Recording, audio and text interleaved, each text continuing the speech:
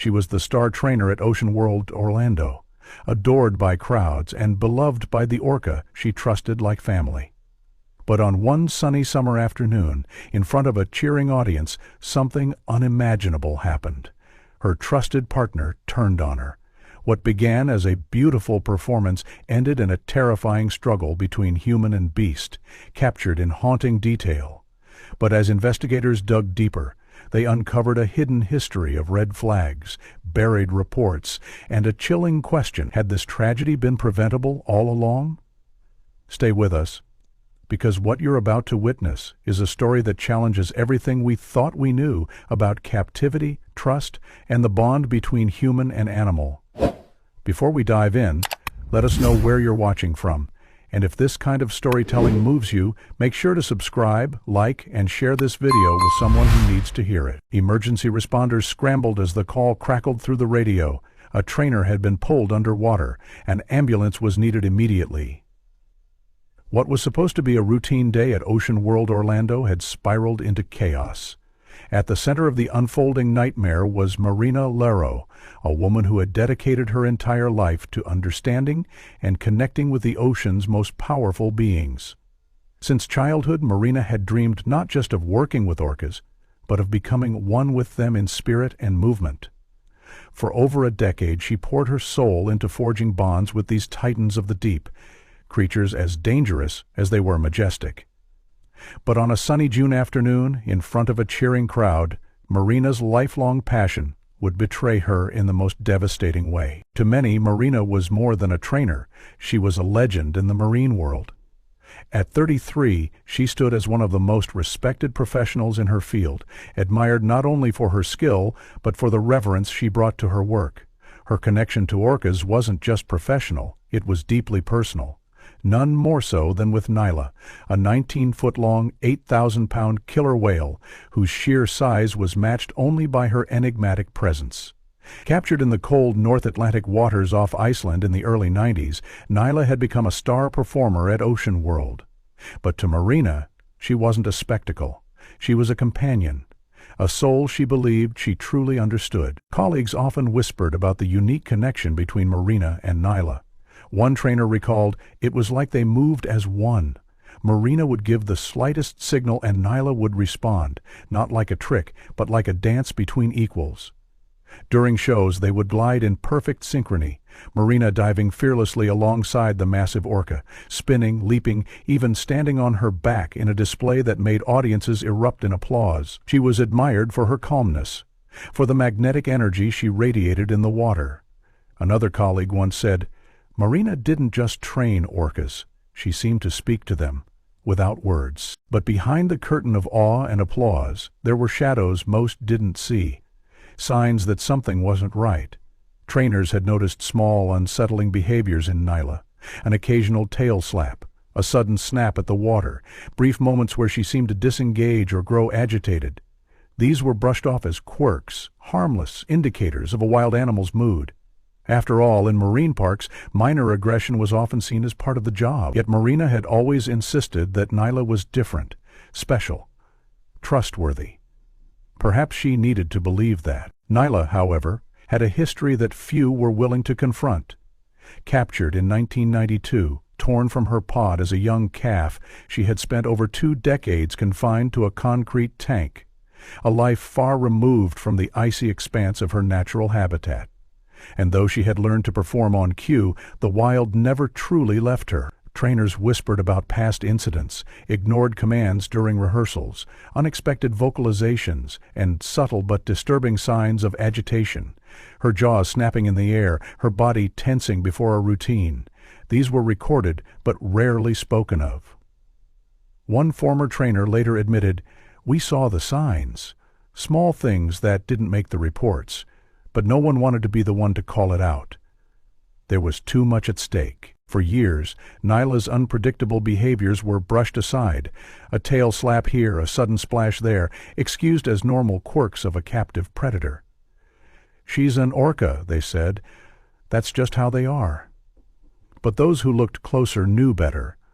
Beneath the surface beauty and choreographed elegance was a building tension, an unspoken fury that no one wanted to confront. Marina, more than anyone, had sensed it. She knew Nyla's moods, her rhythms, her silence, and yet even Marina couldn't see what was coming. Not entirely. Because it wasn't just about one orca. It was about a system that pushed majestic creatures to entertain, day after day, under blinding lights and roaring applause. Over time, captivity wears them down, psychologically, emotionally, and physically. The warning signs had always been there, but now those signs had grown teeth. It was a typical Florida summer afternoon. Sweltering heat, thick air, and the buzz of anticipation filling OceanWorld Orlando. Families flooded into the park, children squealing at the sight of dolphins, vendors handing out cold drinks, and somewhere the scent of sunscreen mixed with salty sea air. The show everyone waited for, the park's crown jewel, was just moments away. Dances with Giants. A performance starring the beloved duo Marina Lysaro and her iconic orca, Nyla. Backstage, Marina was calm, focused, her wetsuit zipped and her mind tuned. She had performed this routine hundreds of times, but today felt off. Still, she chalked it up to nerves or the heat. After all, she trusted Nyla more than she trusted most people. At 2:30 sharp, the gates opened and the crowd poured in. The arena swelled to capacity as excited voices echoed off the concrete walls. Under the blazing sun, the pool shimmered like glass. Marina waited at her mark, listening for her cue. Today's centerpiece trick was one they had rehearsed endlessly.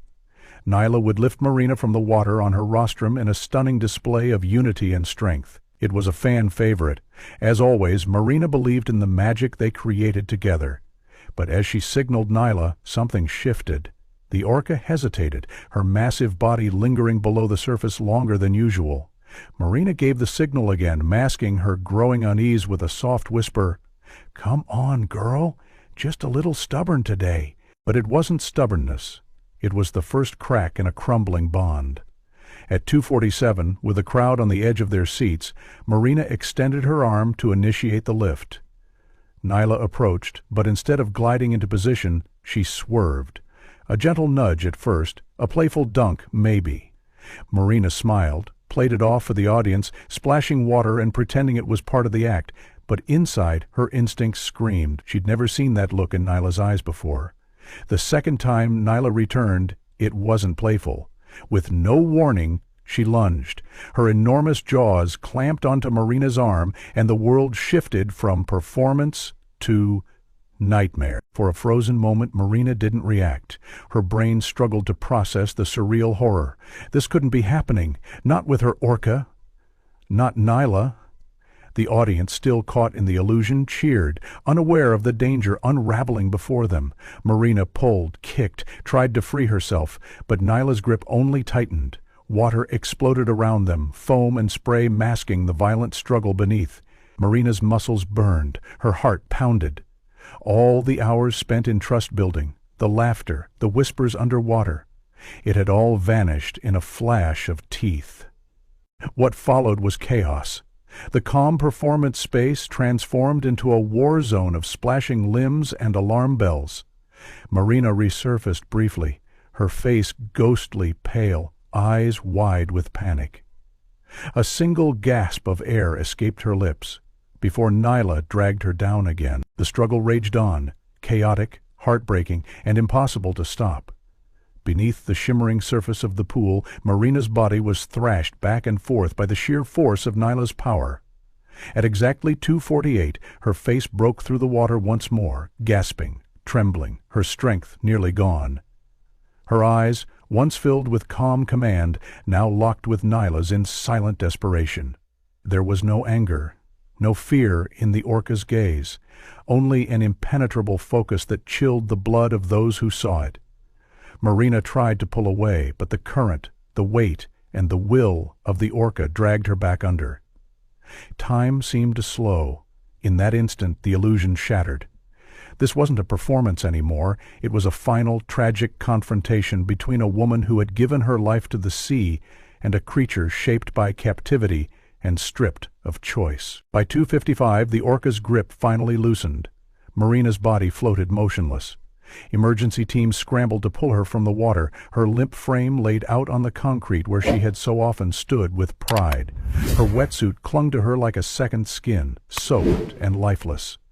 The cheers had long stopped. In their place was stunned silence. Paramedics dropped to their knees, working urgently, compressions, mouth-to-mouth, injections, but her body gave nothing back. Marina was gone. Around the pool no one moved. Some cried, others simply stared. It was the kind of moment that leaves a scar, not just on memory, but on conscience. The spark that once lit Marina's eyes, the spark fueled by passion, love, and belief, had been extinguished by the very creature she trusted above all else. When the coroner's report was released, it confirmed what many had feared. Marina had died from massive blunt force trauma and drowning. Nyla's bite had shattered bones, ruptured organs, and the repeated submersion had robbed Marina of oxygen long before she was pulled from the water. But even as her family grieved and colleagues mourned, a deeper investigation began. OSHA and marine wildlife agencies launched probes, peeling back layers of secrecy. What they found was damning. Nyla's history, once buried beneath polished marketing and glowing show reviews, was full of red flags. Documented cases of aggression, defiance during training, and episodes of frustration that had been quietly logged and ignored. The park, it seemed, had chosen silence over safety. And Marina had paid the price. Earners came forward. Whispers became confessions. "We knew," one said. "We talked about it behind closed doors." But nobody wanted to be the one to say it out loud. It had always been easier to believe in the dream, the fantasy of harmony between human and beast, than to confront the brutal reality of what captivity does to wild animals.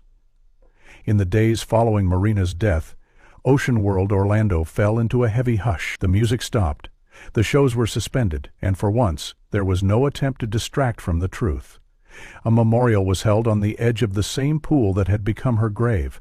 Friends, family, and fans gathered to remember her light, her courage, and her love for the ocean. But under the weight of their grief, another question began to surface. One that couldn't be ignored anymore. Should orcas? Should any wild creature be held in captivity at all? Marina's tragic end became a catalyst. Her story ignited a national conversation and renewed a global movement. Protesters gathered outside marine parks, former trainers spoke to the press, animal rights organizations called for urgent reform. The public, once mesmerized by high-flying tricks and synchronized dives, began to see the dark underbelly of the entertainment. What had once been a beloved attraction was now under fire. How many more lives, they asked? How many more Marinas? How many more Nylas? Marina's death wasn't just an accident. It was the inevitable result of an unnatural system, one that asked wild hearts to perform like puppets and rewarded silence over safety. Marina had dreamed of connection, not control. She wanted the world to see orcas for what they truly were, brilliant, emotional, magnificent beings. But the place she had trusted to help her share that message had betrayed both her and the creature she loved. Her final moments were not just a tragedy. They were a warning. A symbol of what happens when we prioritize spectacle over respect, profit over compassion. And as the news cycle moved on and the crowds disappeared, one image remained. Nyla, alone in her tank, circling endlessly through the same sterile space. The same motions that once seemed graceful now looked ghost-like, echoes of a life that was never hers to choose.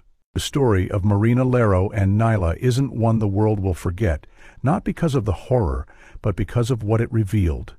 About us, about the choices we make, about the price we're willing to pay for wonder. And as long as creatures like Nyla remain behind glass, the questions will keep rising, louder, sharper, more urgent, questions about freedom, about dignity, and about the fine line between love and captivity. Marina's voice may be gone, but her legacy speaks in every ripple of that pool, in every protester's cry, and in the growing roar of a world that's finally beginning to listen. Marina Lysaro believed in a bond that could overcome boundaries, a love for the ocean and its creatures that defined her life. But her tragic end became more than just a story. It became a reckoning. Her death forced us to confront a painful truth that even the deepest trust can be shattered when wild spirits are confined. As we remember Marina, we must also remember the voices rising in her name, calling for compassion, reform, and respect for all living beings. If this story moved you, we invite you to share it, to start the conversation, and to subscribe for more powerful, true stories that deserve